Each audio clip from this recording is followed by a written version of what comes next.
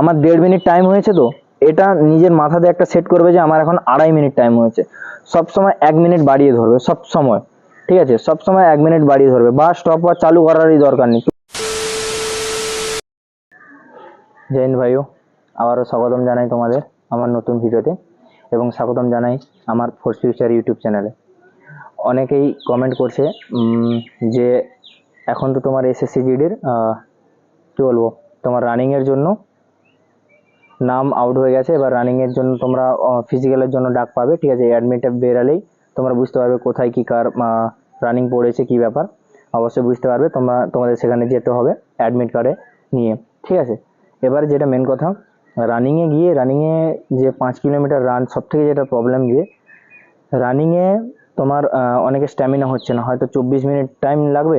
24 minute টাইমের মধ্যে তোমার কিন্তু ওখানে লাগছে কত, প্রায় 25 মিনিট, 26 মিনিট, 27 মিনিট লাগছে। এইবারে বলি যে তোমার যে রানিংটা হবে, রানিংটা কিন্তু তোমাকে কিন্তু টাইম দেওয়া হবে 23 মিনিট 59 সেকেন্ড পর্যন্ত, ঠিক আছে? 23 মিনিট 59 সেকেন্ড পর্যন্ত। আর প্রতি বছর বা প্রতি ভ্যাকেন্সিতে তোমার যেটা সিআরপিএফ কন্ডাক্ট করায় প্রতিবারেই, ঠিক আছে? কিন্তু এইবারে যে ভ্যাকেন্সি আছে, এইবারে ভ্যাকেন্সিতে কন্ডাক্ট করাচ্ছে আইটিবিপি, ঠিক আছে? আইটিবিপি। চলো আমি আমার নিজের ইন্ট্রো দিই। আমি একজন আইটিবিপির জওয়ান, ঠিক আছে? আইটিবিপির আমি একজন সৈনিক, এবং এখন ট্রেনিং করছি আইটিবিপিতে, ঠিক আছে? আর বলে রাখি, আমি 3বার প্যারামিলিটারি গ্রাউন্ড কোয়ালিফাই করেছি, ঠিক আছে? 3বার সিআইএসএফ, আসাম রাইফেল এবং এসএসসি জিডি। এবং আমি তার এক্সপিরিয়েন্সে আমি নিজে কী কী মানে অ্যাপ্লাই করেছিলাম, এবং নিজে কিভাবে রানিংটা গড়ে তুলেছিলাম, ঠিক আছে? সেটা আমি একটু তোমাদের ডিসকাস করব, এবং স্ট্যামিনারটা কীভাবে বাড়ানো হবে সেটা নিয়ে মেন ডিসকাস করব। এবং রানিংয়ের যে কী পদ্ধতি, রানিং কী ফলো করতে হবে, তার জন্য আমি অবশ্যই একটা ভিডিও বানিয়ে রেখেছি আগে থেকেই, সেটা গিয়ে তোমরা অবশ্যই দেখতে পারো, ঠিক আছে? আমি তার লিঙ্কটা আমি নিচে দিয়ে দেবো। আর আমার টেলিগ্রাম চ্যানেলে জয়েন হয়ে থাকো। আগামী 2025-এর জন্য যে এসএসসি জিডির ভ্যাকেন্সি আসছে, তার সমস্ত কিছু আপডেট এবং তার যে বইয়ের বিশ্লেষণ, সমস্ত কিছু ওখানে পেয়ে যাবে, ঠিক আছে? চলো ভিডিওটা বেশি না বাড়িয়ে শুরু করা যাক। ফার্স্ট হচ্ছে যে তোমার স্ট্যামিনার বাড়ানোর জন্য ফার্স্ট হচ্ছে যেটা তোমার হচ্ছে দরকার, প্র্যাকটিস, ঠিক আছে? প্র্যাকটিস। এখন বর্তমানে তোমার যে 5 কিলোমিটার রান, তো 5 কিলোমিটার রানের মধ্যে তোমাকে ন্যূনতম তোমাকে 5 কিলোমিটার কমপ্লিট করা আসা চাই প্রথম।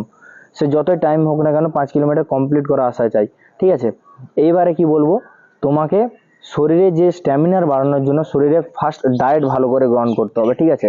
ডায়েট কিভাবে ভালো করে গ্রহণ করবে, একটা তো পারবে যে আমার শরীরে একটা ডায়েট দরকার, না হলে শুধুমাত্র রান করলে কোনো মতো স্ট্যামিনারও হবে না। আর কি বলবো, নিজে মানে তোমার যে স্টেপ, সেই স্টেপ তুমি ঠিকঠাকভাবে করতে পারবে না। তাই জন্য প্রপার ডায়েট নিতে হবে। এক হচ্ছে ছোলা বাদাম নিতে হবে, 2 হচ্ছে তোমার দুধ 1 গ্লাস মানে একদম চাই, ঠিক আছে? আর 2 হচ্ছে ডিম চাই।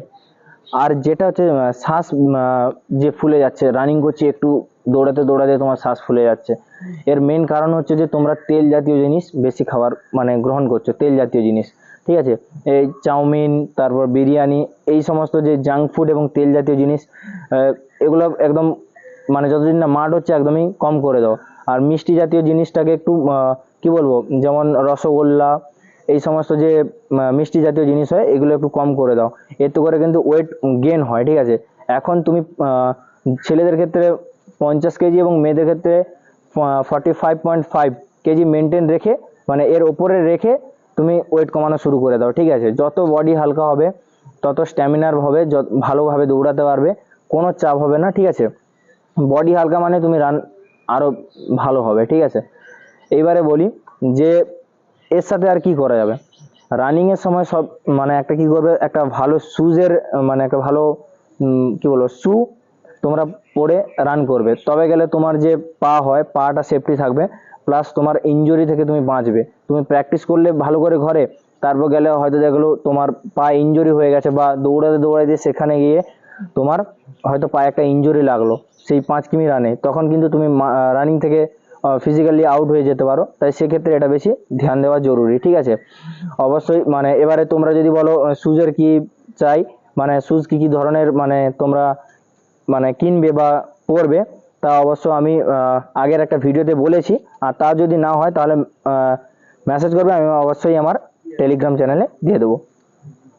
চলো এইবারে বলি যে তোমার যখন মানে রানিংয়ের সময় তোমার 7-8 দিন 10 দিন হবে, 7-8 দিন 10 দিন একটা রানিংয়ের পরে বা 7 দিনে তুমি একদিন মানে রানিংই করবে না, ঠিক আছে? একদিন কোনো রানিংই করবে না, একদিন প্রপার রেস্ট দেবে শরীরকে, ঠিক আছে? এটা হচ্ছে শরীরের রিকভারির একটা পদ্ধতি। আর 2 হচ্ছে যে তুমি যখনই রানিং করবে, ঠিক আছে, এখন যেহেতু অনেক ছেলেকে ডেকেছে, অনেক ছেলে মেয়েকে ডেকেছে, প্রার্থীকে ডেকেছে, এবারে কি তোমাকে রানিংয়ে পাস করতে হবে, তারপরে মেরিট হবে, মেডিকেল হবে, সে তার পরের কথা, ঠিক আছে? রানিংটা তুমি গেছো যখন, পাস করবো, কারণ সামনেও 2025-এর ভ্যাকেন্সি আসছে, ঠিক আছে? সবাই জানো অবশ্যই। এবারে কি তুমি সকালে 4 থেকে 5 কিলোমিটার রান করবে, 5 কিলোমিটার রান করবে সকালে প্রপার, তারপরে বিকেলেও রান করে অনেকে জানি 3 থেকে 4 কিলোমিটার। কিন্তু এসএসসিজিডির একটা কি হয়, যখন ছেলে ডাকে প্রায় 400-500 জন ছেলে ডাকে, ঠিক আছে? এবারে আমি আমার নিজের ক্ষেত্রে বলি, আমি যখন গিয়েছিলাম তখন প্রায় ডেকেছিল 300 মতো ডেকেছিল। এবারে তার মধ্যে 20-30 জন যায়নি, আমার যে সেকশনটা 20-30 জন যায়নি।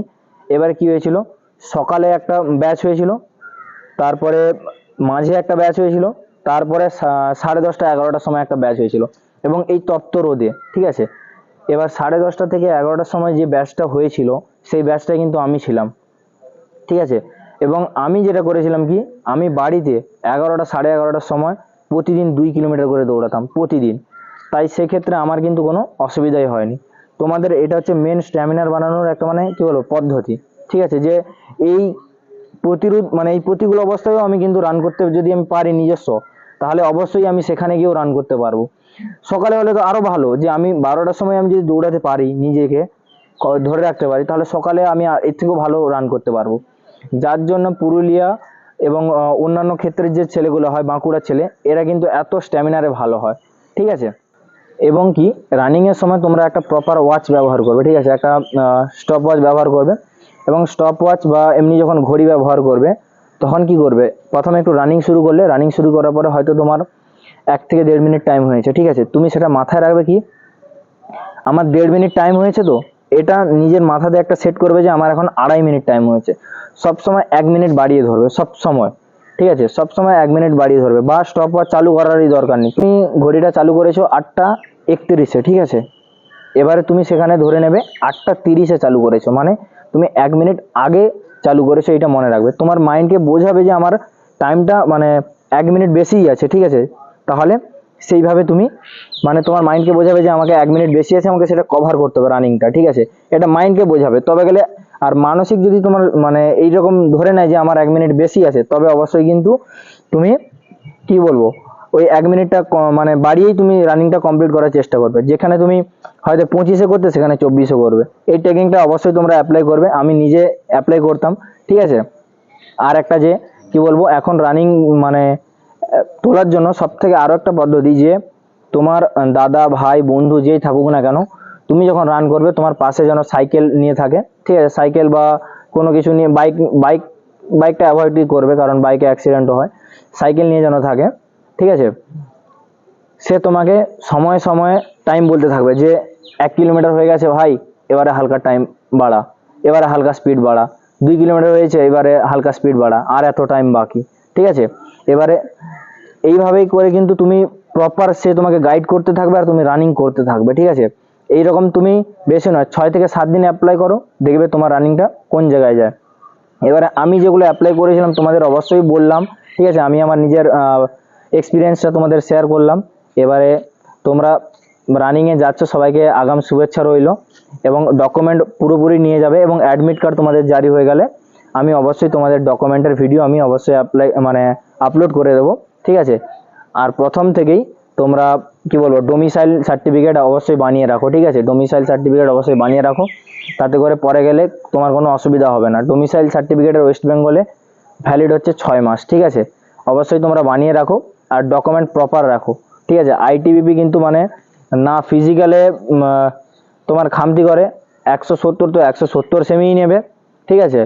আর না ডকুমেন্টে কোনো মানে ছাড় ছুট যায়, ঠিক আছে? আইটিবিপি মানে সবসময় একটা জওয়ান যেটা হয়, জওয়ান বা সৈনিক যে হয়, তার জন্য 100% তো 100%ই চাই এর, ঠিক আছে। এটুকু আমি নিজে এখানে সৈনিক, আমি একজন নিজের মানে এখানে ট্রেনিং পিরিয়ডে আমি যা বুঝলাম তাই নিয়ে আমি আইটিবিপি সম্পর্কে তোমাদের কিছু বললাম। এবারে আগাম শুভেচ্ছা রইল তোমাদের আবারও, ঠিক আছে। জয় হিন্দ, জয় ভারত।